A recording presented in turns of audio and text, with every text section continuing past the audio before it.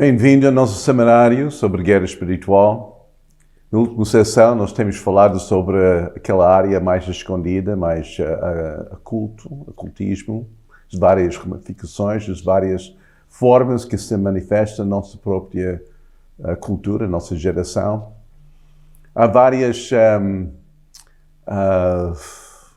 áreas do ocultismo que é tão normal, é tão aceito na nossa própria sociedade que as pessoas nem reconhecem que vem do diabo.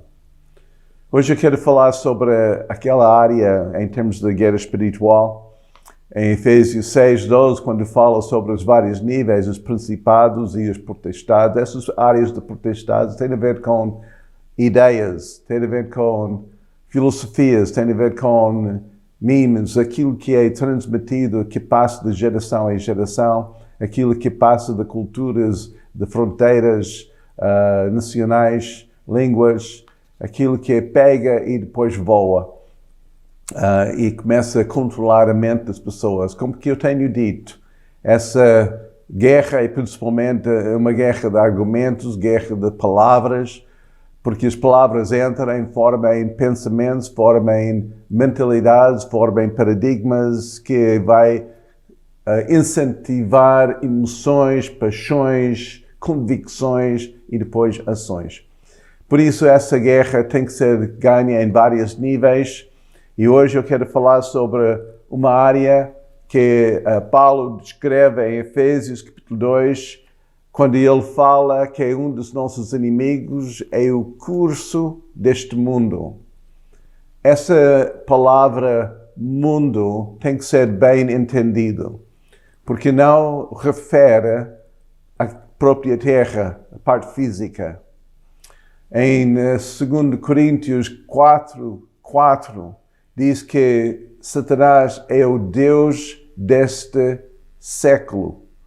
Em certas traduções usa a palavra mundo, mas a palavra mais correta tem a ver com um período de tempo que é um século ou geração, ou um período de tempo, não é para sempre e principalmente não é o Deus desta terra, porque a terra pertence ao Senhor e todos que nela habitam pertence ao Senhor. Diz isso em Salmos 24, versículo 1.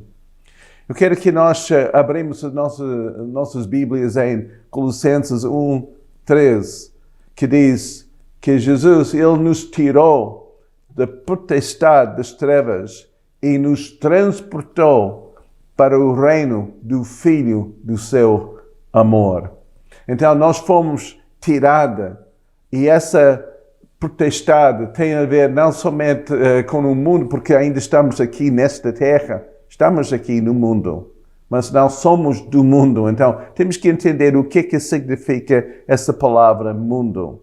Infelizmente, no nosso vocabulário português, usamos uma palavra para vários sentidos, como amor.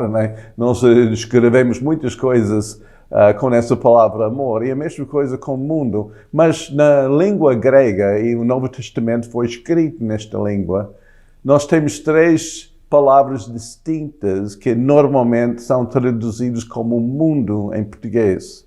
A primeira é, como nós já falamos, oikomene, que significa a terra física. Então, o mundo em que nós vivemos. Plantamos os nossos pés, estamos aqui a viver no mundo, ok? Mas não somos do mundo, então há uma diferença, não é? Então há um sistema do mundo e também na parte física. E essa palavra grega se encontra em Atos 17:24, diz: Deus fez o mundo e tudo que nele há. Então, Deus é o Criador do mundo. Okay? Então, essa oikomene, essa parte física, pertence ao Senhor por causa da criação. Depois nós temos outra palavra que é aianos, onde nós temos a palavra anos, onde nós temos a palavra século, às vezes idade, é um período de tempo, geração, né? Há várias formas de traduzir isso, mas também é traduzido como mundo, né? Como em 2 Coríntios 4:4, o Deus deste mundo, ou Deus desse século. Em Colossenses 2:8, fala também sobre aquelas filosofias, aqueles rudimentos do mundo, né? Então, esses rudimentos são palavras colocadas um acima do outro que formam uma certa mentalidade, uma certa maneira de ser, que distingue um certo entendimento de uma geração. Então, por exemplo, pós-guerra, Segunda Guerra Mundial, houve uma mentalidade de materialismo. As pessoas só querem ganhar dinheiro, só querem segurar a sua vida através de bens. Então, pessoas compraram casas, ou 2 casas, ou 3 carros, e tudo foi assim focado sobre o materialismo. Mas chegando àquela outra geração, aqueles baby boomers, assim, dos anos 60, eles começaram a rejeitar aquela ideia de materialismo, abraçaram um estilo de vida mais boêmio, mais liberal, né, nesse sentido. Era chamada Idade Aquarius, né, voltar àquele ocultismo da astrologia e de viver pelo momento, sem restrições, sem muita atenção sobre os bens materiais, os hippies, daquela era, né, lutava contra a geração anterior. Então, às vezes, neste processo do mundo, este curso do mundo, os valores mudam e entram em conflito um com os outros, pois nós temos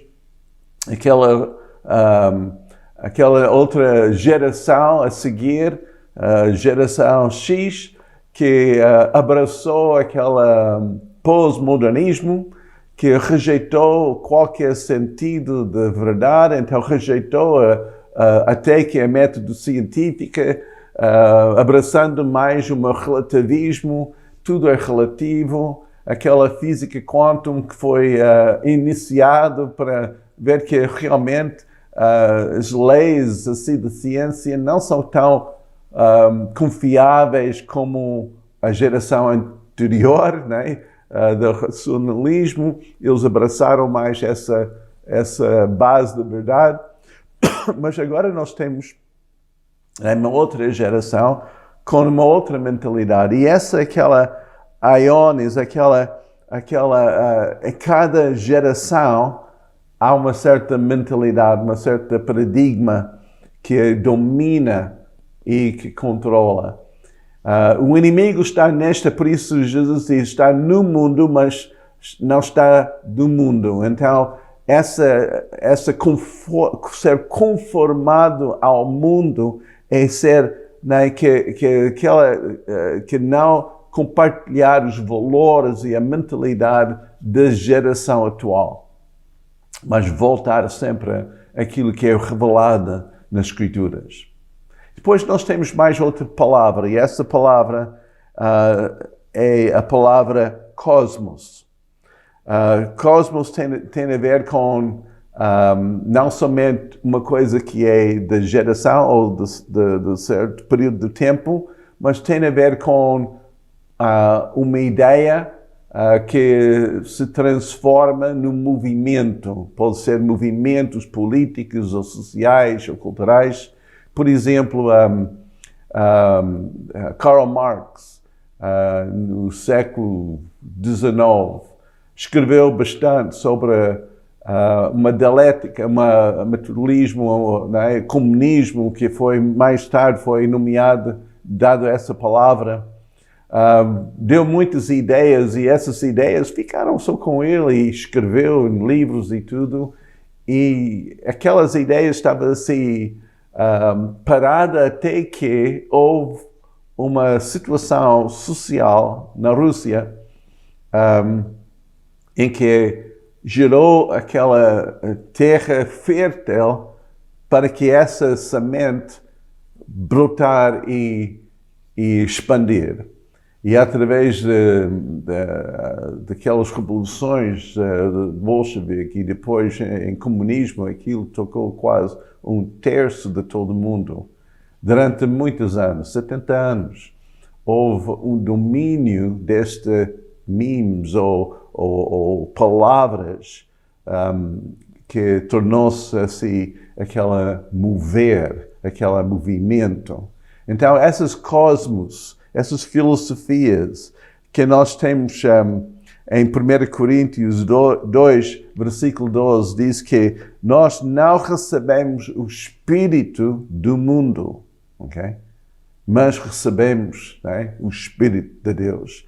Então, há um espírito atrás dessas ideias que tornam-se essas ideias populares e bem aceitas e até vantajosas e as pessoas abraçam e movem e querem promover aquelas ideias. Muitas até modas e estilos e valores e até moralidade e o que é aceito.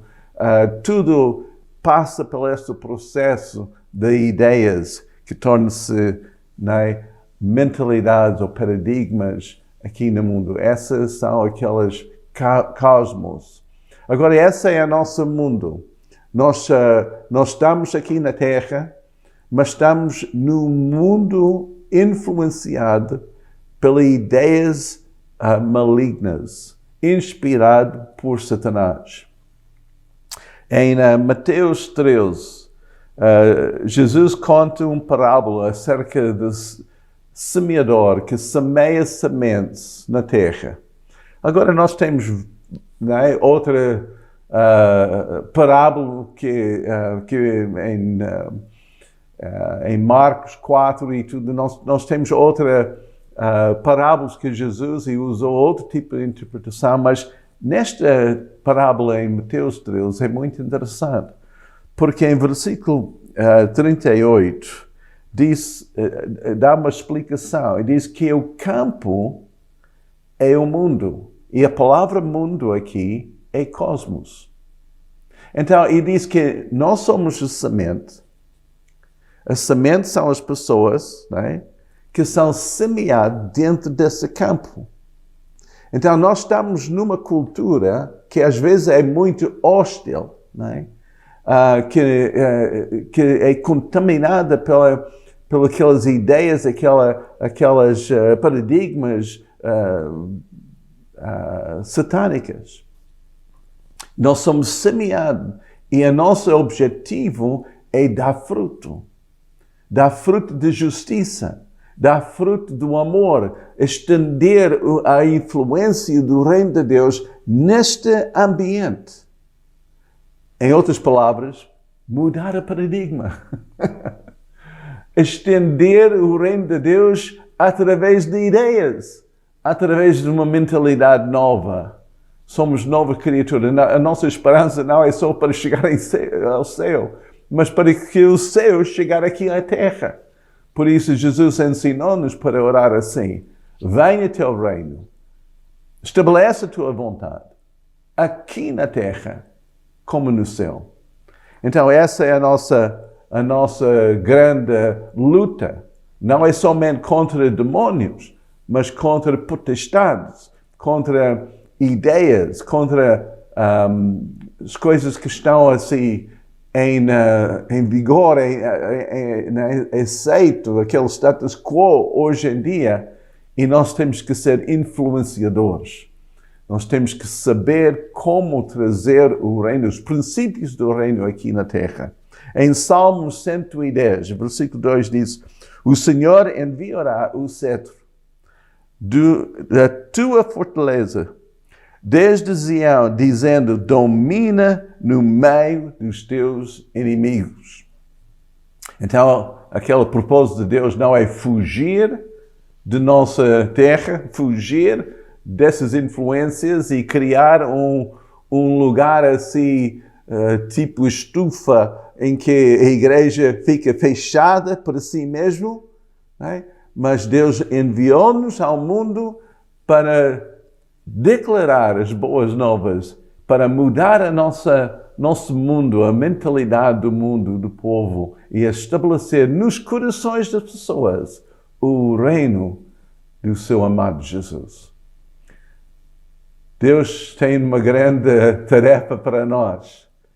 E quando nós entendemos o propósito dessa guerra, nós podemos fazer uma boa milícia da fé. Deus te abençoe.